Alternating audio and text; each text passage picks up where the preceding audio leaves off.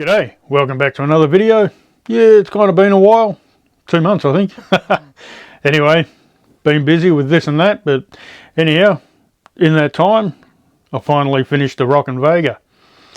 So yeah, this one, as you might have known, I started doing a restoration on it about 3 years ago. And yeah, got up to the body and then, yeah, because of there's so much going on the body, I just kind of shelved it and yeah, very slowly got to it. So now it's done. Pretty happy with it.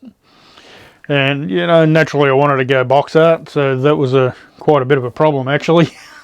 The decals that come with it, or aftermarket ones, whichever, they're basically the same. The MCI ones are the same. There's a lot of stickers on there that aren't on the sheet. You'll see that later in the video. And the one on the top here, there's a sticker on the roof there, that's not included.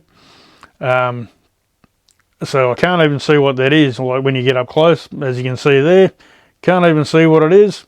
So I printed one and just made it up basically.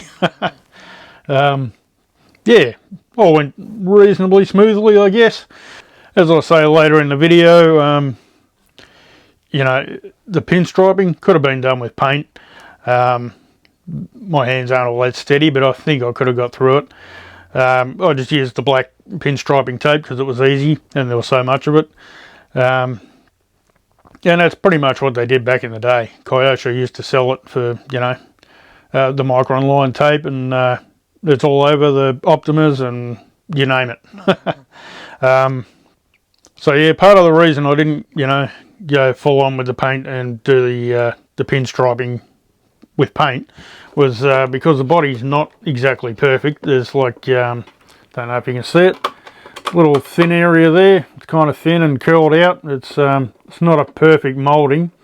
Now my other, I've got a new built one in the box here.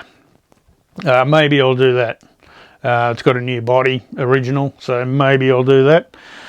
But after doing this, I'm not really that excited about jumping into that. I'll get some other cars out of the way first. So I'll have a quick look at it. Just flap around a bit in front of the camera there. So that's how it looks. Yeah, I'm pretty happy with it. And the underneath. You may not have seen the body or the chassis restoration video. I'll leave a link up the top where you can check that out if you want. So we'll jump into it and I'll take you through the process it took to get it like this, with all the painting and all the decals and pinstriping, the whole lot. Alrighty. So the first thing I do is about 2 or 3 coats of liquid mask, and here I'm just using my siphon feed airbrush. It's got a 0.5 needle in it, and I'm using Betty Design liquid mask. Thin it with water, about 20% water, and just dry it between coats with the heat gun or a hairdryer. And of course I'm going box art on this one, just kind of has to be, and as you can see it's going to be a real pain. There's lines and different colours and stuff everywhere. Anyway, for the black pinstriping I'll be using this Kyosho micron line tape. So I thought I'd start with the roll cage, or the window surrounds and the cage. So I've marked it all out with a texture on the outside so I can see where I'm cutting the liquid mask on the inside. There you go, you just run your knife around the edges. It's pretty delicate stuff. And then just pull out the liquid mask and you're ready to paint. So I'm using this Proline black paint, just in the gravity feed airbrush. It's got a 0.3 needle in it. Just same as you do with all paint, just, you know, build it up, light coats. You don't want to get in there and flood it. And I like to dry it with the heat gun between coats, speed up the process. And I often check it with a light behind it, or just hold it up to the light so you can see any thin areas, and you can fix that up before it's too late. Now I've made a huge mistake here. These areas in the centre are supposed to be done last, and all this around the side is supposed to be done first with the red. So I've gone and done the white instead. Oh well. So anyway, I've had to make the white pretty thick on the front there so the red doesn't show through. So I've got the white on in the centre there, as we know. Yeah, did all the red around the outside here, right up around the back there. And then of course I had to back it with white, just to seal it off before I do the blue on the bottom here. Otherwise it'll end up purple or something.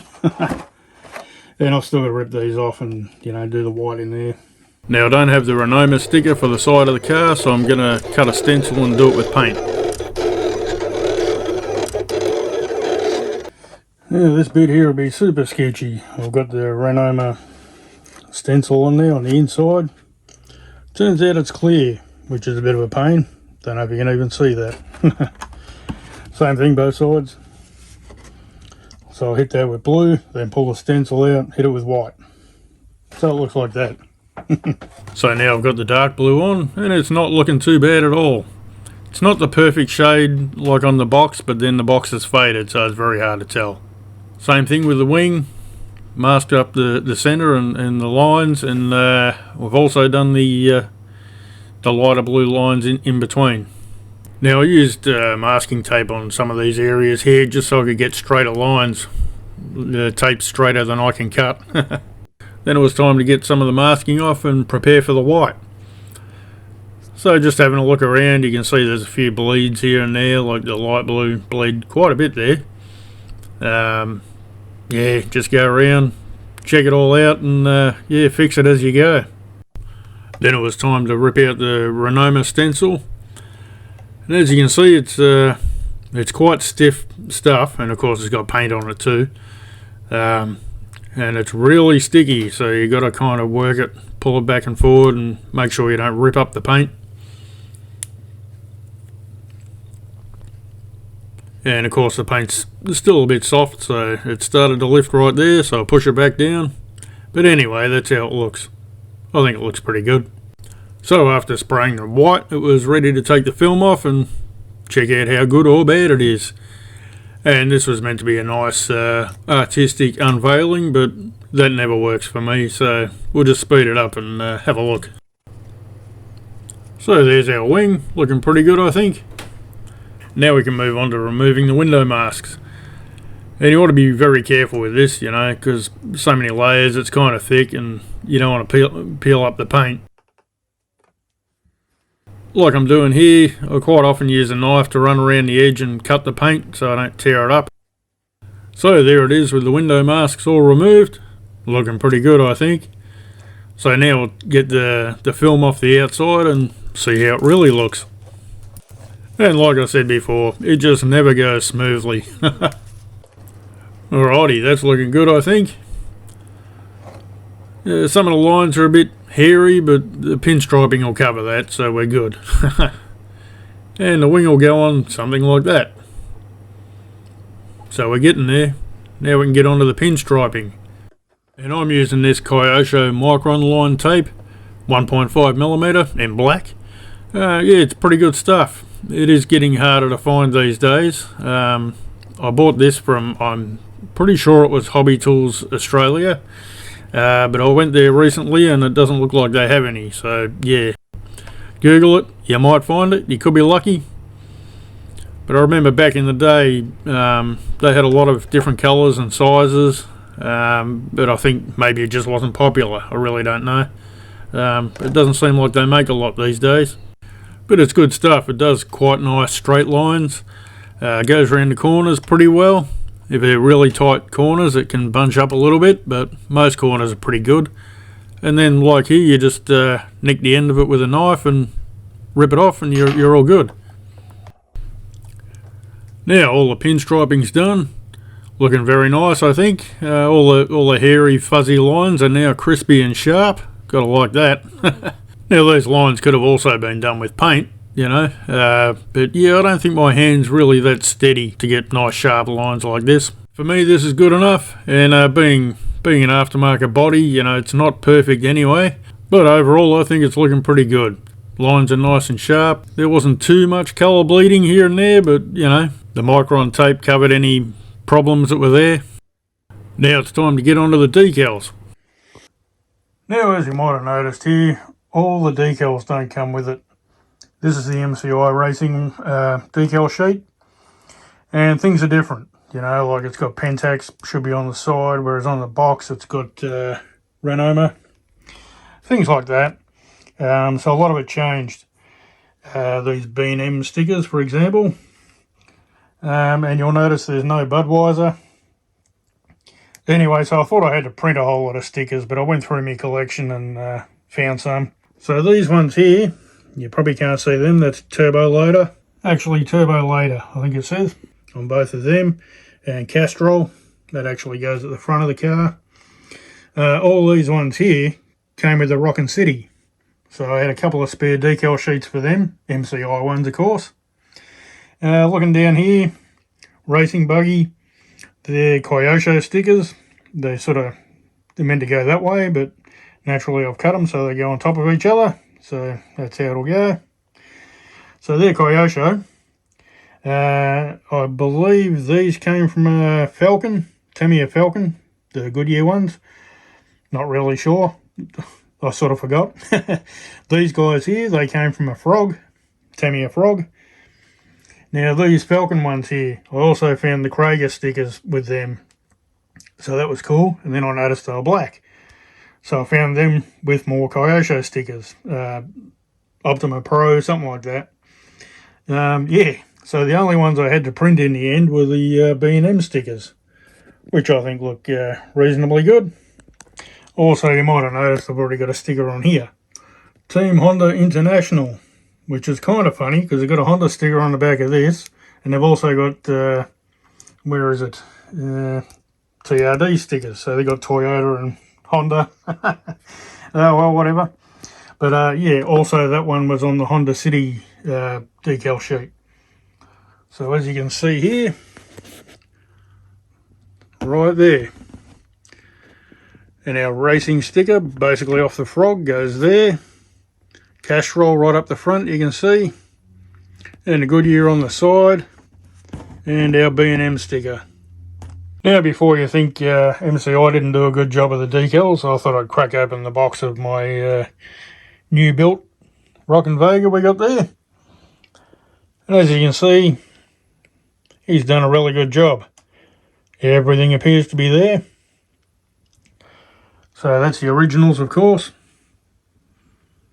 And MCI got the white back. But no, they look, yeah, very nice. Now, one problem I had putting the decals on is this limited space between these lines. You know, I obviously should have brought this down a lot further. So there's this XL sticker that needs to go there, and also Racing Buggy. So XL goes there, and then Racing Buggy sort of along here. Just not enough space to do it. So these are kind of the original stickers that came with the Rock'n Vega, the Rock'n City, sorry. And they're the Kyosho ones I pulled out. So anyway, I just went and reprinted some smaller ones. And the font's actually better on these ones because it's meant to be not italic like the Kyosho ones, but small detail.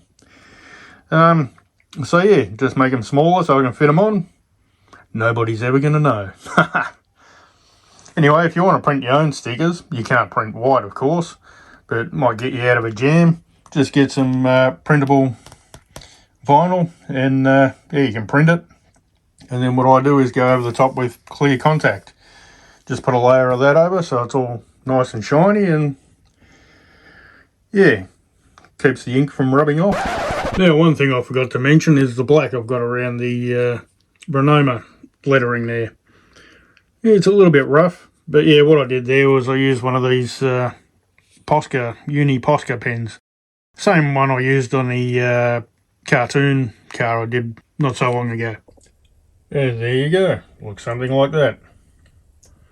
So all these three here I had to print. The B&M, Racing Buggy and XL. And that's it, it's pretty much done now, except for that sticker on the top. So what I did there was just take a photo of the front of the car, delete some, put it into Photoshop and deleted some colours and stuff, make it black and white, and then just basically outlined everything kind of rough, you know, just to make it look like a cartoon. and lightened the tyres up and stuff, of course. I probably should have left them darker. You'll see in a minute. But yeah, add a few splashes and stuff around, and then a bit of writing over the top and under the bottom. I didn't know what it said, so I just made it up. Oh, look at that. It's massive. Can't even focus, it's so small. Anyway, that'll go on about there. And there it is on the roof. And when I said about making the tyres maybe a bit darker, as you can see, they don't really show up that great, being so small. Oh well, it's done. And that's it. We can finally call it done. Fantastic. Yeah, as I keep saying, yeah, I'm very happy with it. Now at some point, I'll get onto its older brother, the Hirobo Rock'n City. I've had this one for maybe about the same time, I don't know, a few years. It's in much the same condition, it's quite good, but I just noticed now the wheels don't have the right screws in them. They got pretty large ones. Oh well, whatever. All I need for that is to be able to get the body off. Yeah, it needs windows, so haven't been able to find them. Yeah, but if they come up, I can get straight onto it.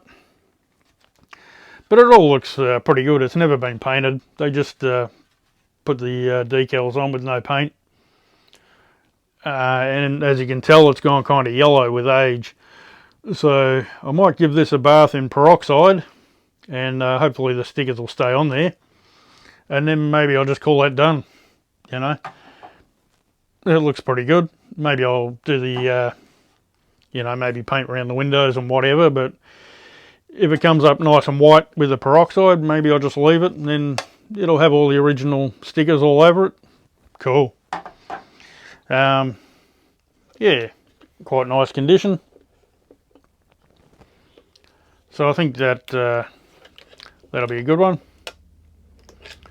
But yeah, that's the only thing stopping me from doing that. I probably would have done it, you know, maybe even before this one, had I had the windows for it. It is what it is. Anyway, so yeah, really happy with the way this one turned out. So yeah, I'll give you a close look around at the end of the video and see what you think. Leave a comment, whatever. That's about it for this video. So yeah, I'll try to keep the videos coming, of course. Yeah, subscribe if you're new here. Give the video a thumb up if you like it. Give it a thumb down if you don't. Give it a thumb down if you do. Whatever. Yeah, so this one will be a good one for the shelf, I think. I will give it a run. Probably just in the backyard on the grass. Just, yeah, nice easy run. Maybe no jumps. I don't know. But yeah, I really don't want to damage the body. Alrighty. Thanks for watching, and catch you later.